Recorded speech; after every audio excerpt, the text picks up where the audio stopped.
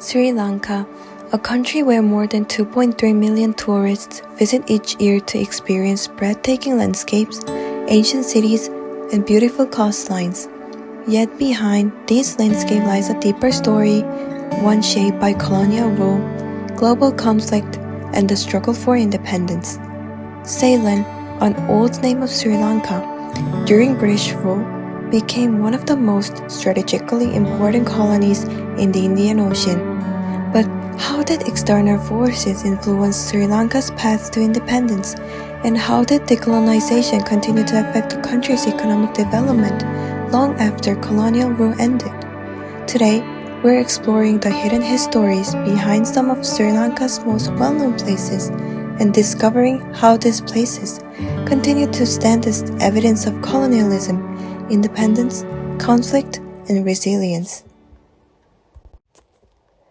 Our journey begins at Colombo Fort. Today, Colombo Fort is one of the busiest commercial districts in Sri Lanka, filled with businesses, hotels, banks, and tourists. But to discover the hidden history, we have to go all the way back to the time during British colonial rule in the 19th and early 20th centuries. Back then, this area was the administrative and economic center of British Ceylon. From Colombo Fort, the British controlled trade, government administration, and the island's export economy. Colonial trade routes connected Sri Lanka directly to the wider British Empire, exporting tea, rubber, and coconuts across Europe and beyond. Many of colonial-era buildings still standing today reflect the influence Britain had over Sri Lanka's political and economic systems. Although colonial rule introduced railways, ports, and commercial development, much of wealth generated by these industries primarily benefited the British Empire, while many local citizens continued living in poverty. By the 1920s and 1930s, nationalist movements had begun growing across Ceylon. Increasing numbers of Sri Lankans demanded political representation, constitutional reform, and eventually independence from British rule. Nationalist leaders such as D.S. Sananayake believed independence could be achieved peacefully through negotiation and constitutional change rather than violent revolution.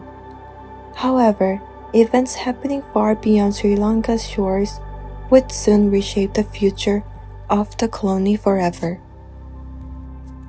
Further northeast lies Trincomalee Harbor, one of the largest natural harbors in the world.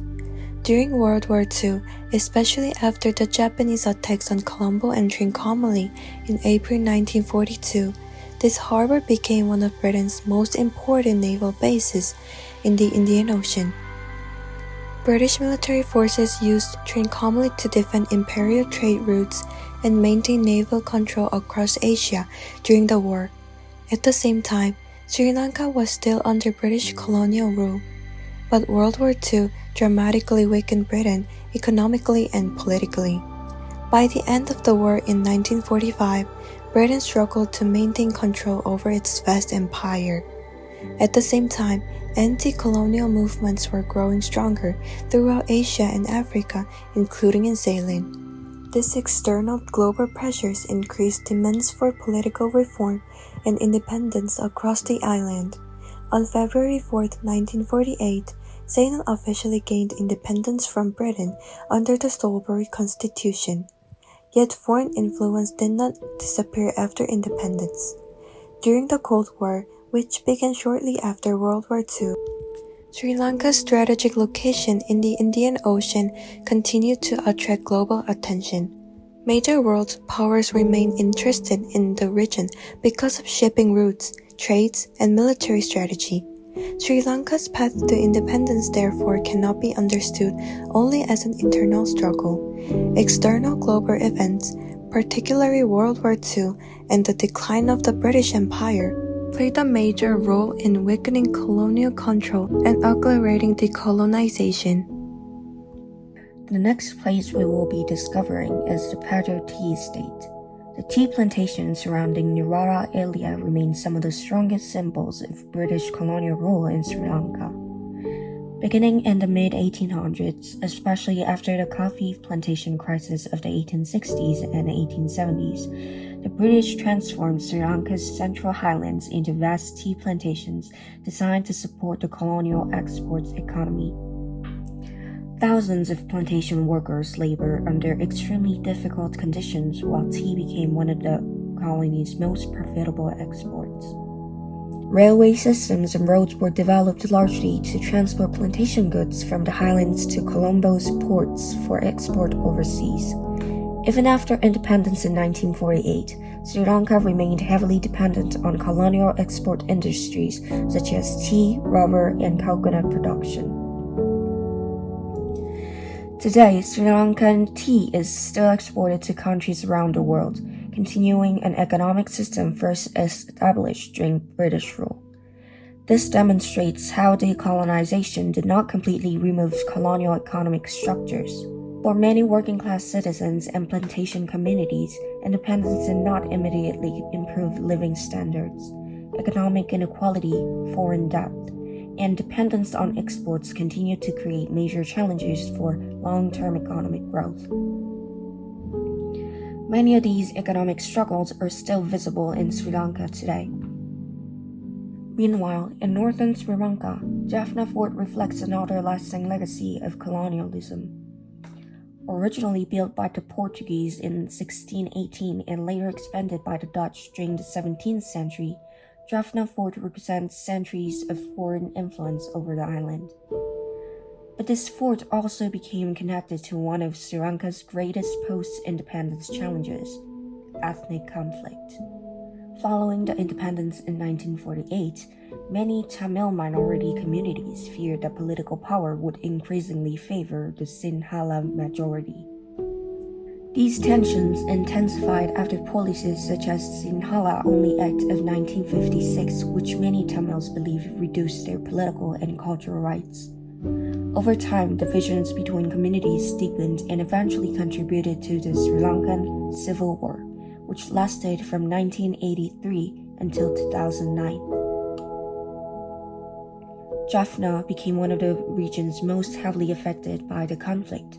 Today, Jaffna Fort stands not only as a reminder of colonial history, but also as evidence of the political and social divisions that continued after decolonization.